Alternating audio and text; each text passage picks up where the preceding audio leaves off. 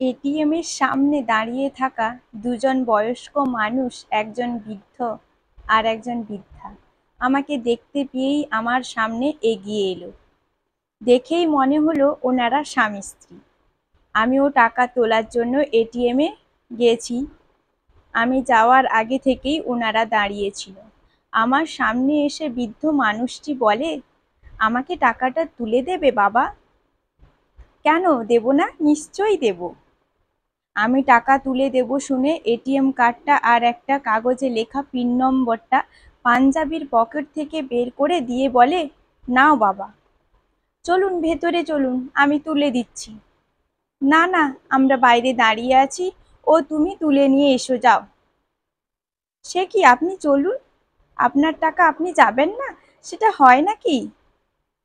কেন হয় না বাবা, সব হয়, ও কিছু অসুবিধা নেই, সে বিশ্বাস তোমার ওপর আছেই। ওই ঠান্ডা ঘরে ঢুকলে আমাদের ভয় হয়, তুমি যাও, আমরা বাইরে দাঁড়িয়ে আছি। কি করব ঠিক বুঝতে পারছিলাম না। এতটা বিশ্বাস করে আমার হাতে এটিএম কার্ডের পিন নম্বরটা দিয়ে দিল। এমন সরল সাদাসিধে মানুষ কেউ আছে নাকি? তা আমি বললাম, কত টাকা তুলবো? 2000 টাকা বাবা। যথারীতি 2000 টাকা তুলে নিয়ে এসে হাতে দিয়ে বলি, এইভাবে সবাইকে বিশ্বাস করবেন না, দিনকাল তো ভালো না, মানুষ কে কখন আপনার ঠকিয়ে দেবে আপনি বুঝতেই পারবেন না, টাকা তুলে নিয়ে এসে আপনি টেরই পাবেন না। আমার কথা শুনে বৃদ্ধ মানুষটি হেসে বলে, বাবা, আমরা লেখাপড়া জানি না, আমাদের এই বিশ্বাসটুকুই সম্বল, এই বিশ্বাস নিয়েই বেঁচে আছি। ভগবান যেমন বিশ্বাস করি তেমনি তোমাদের মতো মানুষদেরও বিশ্বাস করি। যদি লেখাপড়া জানতাম তাহলে কি আর এইভাবে টাকা তুলে দিতে বলতাম? নিজেরাই তো টাকা তুলতে পারতাম। আমাদের মতো গরিব মানুষকে কেউ ঠকাতে পারবে না। মানুষকে মানুষ কখনো ঠকাতে পারে না। যারা ঠকায় তারা অমানুষ। আর যদি কেউ টাকাটা নিয়েও নেয়, তাহলে বুঝবো আমার থেকেও সে গরিব। কথাগুলো শুনে বেশ ভালো লাগছিল। তা আরও একটু কথা বলার ইচ্ছে হলো। নিজে থেকেই জিজ্ঞাসা করলাম, তা এই বয়সে আপনারা এটিএমে এসেছেন যে, বাড়িতে আর কেউ নেই? না, বাড়িতে আর কেউ নেই, এই বুড়ো আর বুড়ি দুজন দুজনেরই জন্য। আপনাদের ছেলে মেয়ে নেই? ছেলে মেয়ে নেই, ও নিয়ে আমাদের দুঃখ নেই। আমার গিন্নি তখন কাঁদতো, আমাকে বলতো, খুব চিন্তা হয়, বুড়ো বয়সে আমাদের কে দেখবে। আমার গিন্নিকে বোঝাতাম, ভগবানের ওপর বিশ্বাস রাখো, ভগবান যখন জীবন দিয়ে পাঠিয়েছেন তখন তার জন্য ঠিক ব্যবস্থা করে রেখেছে, শুধু বিশ্বাস করতে হবে। আমি তো লিখতে পড়তে জানি না, আমার গিন্নি তবু নামটা লিখতে পারে। এই বয়সে এসে দুজন দুজনেকেই দেখি, যেখানে যাই একসঙ্গেই বেরাই। আমি কথাগুলো শুনে ওর পাশে দাঁড়িয়ে থাকা ওই বৃদ্ধার দিকে তাকিয়ে আছি। বয়সের ভারে যেন বৃদ্ধা অনেকটা ছোট হয়ে গেছে। ওনার বয়স বয়স 70-72 তো হবেই। রোগাটে চেহারা, মাথা ভর্তি সিঁদুর, সে তুলনায় বৃদ্ধকে বয়সের তুলনায় একটু স্ট্রং বলেই মনে হলো। মনের জোরটা যে বেশি সেটা দেখলেই বোঝা যায়। এই বয়সে সেও ওনাদের ভালোবাসার ঘাটতি নেই। কতটা ভালোবাসা থাকলে এভাবে বলা যায়, কিন্তু মনের মধ্যে একটা প্রশ্ন রয়েই যাচ্ছিল।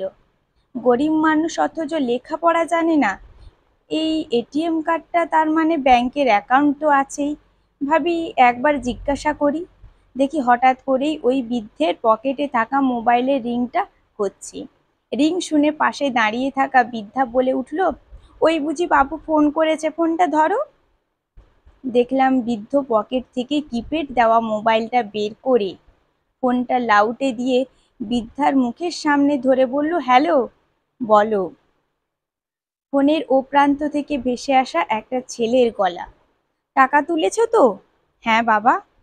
ঠিক আছে, বাড়িতে যাও, তারপর ফোন করছি, যাবার সময় ওষুধটা মনে করে নিও। ঠিক আছে, সাবধানে যাও, বলেই ফোনটা কেটে দিল। তারপর ফোনটা পকেটে রেখে বৃদ্ধ হাসি মুখে বলল, এটিএম কার্ড থেকে টাকা টাকা তুললেই বাবুর কাছে খবর চলে যায়। তারপর ফোন করে জিজ্ঞাসা করে যে টাকাটা পেয়েছি কিনা। আমি বুঝতে না পেরে জিজ্ঞাসা করি, বাবুর কাছে খবর চলে যায় মানে? কার কাছে খবর যায়? ওই যে একটু আগেই ফোন করলো, শুনতে পেলে না? এখন আমাদের কাছে ভগবান উনি। প্রতি মাসে তো টাকা উনিই পাঠায়। ব্যাংকে একটা বই করে দিয়েছে। বছর 10 আগে একটা ব্যাগ আমি কুড়িয়ে পাই। ওই ব্যাগের মধ্যে অনেক দরকারি কাগজ আর 20,000 টাকা ছিল। ওই ব্যাগটা পাওয়ার পর থানায় জমা দিই। পরের দিন যার ব্যাগ ওই ছেলেটি থানায় এসে ব্যাগটা নিয়ে যায় আর আমাদের সাথে যোগাযোগ করে।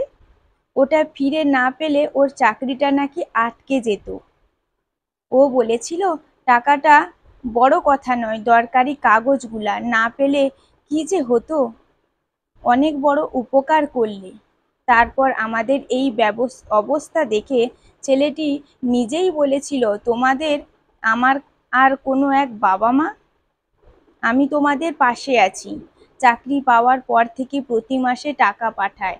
মাঝে মাঝে নিজে গাড়ি করে আসে, দেখা করে যায়। এটিএমে ওই ছেলেরই ফোন নাম্বার দেওয়া আছে, তাই টাকা তোলার পর ওর কাছেই খবর চলে যায়। এই মোবাইলটাও কিনে দিয়েছে। আমার গিন্নিকে তাই বলি, দেখো, যার কেউ নেই তার ভগবান আছে। সৎ পথে থাকলে ভগবান বলে অন্ন জুটবে। তোমাদের মতো মানুষেরা আছে বলেই ভরসা পাই, বিশ্বাস পাই। আর সেই বিশ্বাস নিয়ে আজও চলছি। আসি বাবা, তোমার অনেক দেরি হয়ে গেল। আমি তখনও দাঁড়িয়ে আছি। দেখলাম বৃদ্ধার হাতটা শক্ত করে চেপে ধরে এগিয়ে গেল সামনের দিকে।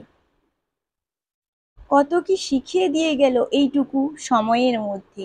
জীবনে বাঁচার জন্য অনেক অনেক টাকা লাগে না, লাগে সততা, লাগে বিশ্বাস, আর ভরসা করার জন্য একটা শক্ত হাত থাকলেই ভালোবাসার অভাব হয় না। জীবনে শেষ দিন পর্যন্ত ভালোবাসা যায়, শুধু বিশ্বাসটা রাখতে হয়।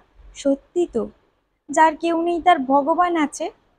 বুঝলাম, ভগবান থেকে সবার পেছনে আর সবার নিচে সহারাদের মাঝে। কলমে সরজিৎ ঘোষ, কণ্ঠে সুষমা।